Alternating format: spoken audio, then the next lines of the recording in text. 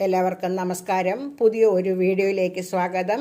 ഇന്ന് നമ്മൾ തയ്യാറാക്കാൻ പോകുന്നത് മേത്തി ടേപ്ലയാണ്.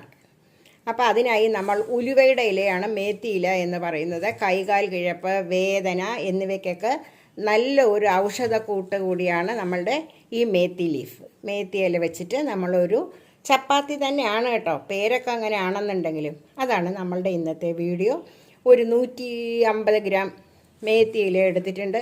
അതിൻ്റെ തണ്ടൊക്കെ കളഞ്ഞിട്ട് ഇതേപോലെ വേണം എടുക്കാൻ. ഇത് നുറുക്കണ്ട. അത് നമ്മൾ ആദ്യം ഇതിലേക്ക് എടുത്തു കഴിഞ്ഞു. ഇനി ഇതിലേക്കൊരു 250 ഗ്രാം ഗോതമ്പ് പൊടി ഇട്ട് കൊടുക്കുക. പാകത്തിനുള്ള ഉപ്പും കൂടി ഇട്ട് കൊടുക്കാം.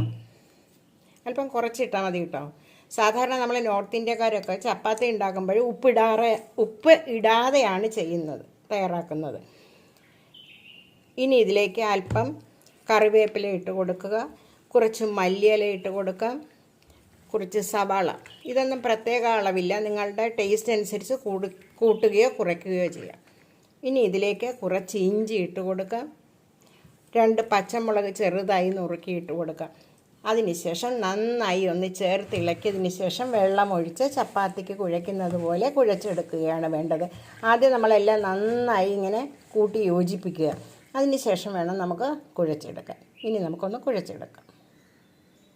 മാവ് കുഴച്ച് വെച്ച് ഒരു 15 മിനിറ്റ് ആയി കഴിഞ്ഞു. ഇനി നമ്മൾ ചപ്പാത്തി പോലെ നന്നായി ഒന്ന് പരത്തിയെടുക്കാം. സാധാരണ ചപ്പാത്തി തയ്യാറാക്കുന്നതിനെക്കാട്ടിൽ കുറച്ചും കൂടി ഇതേപോലെ മാവ് എടുക്കുക.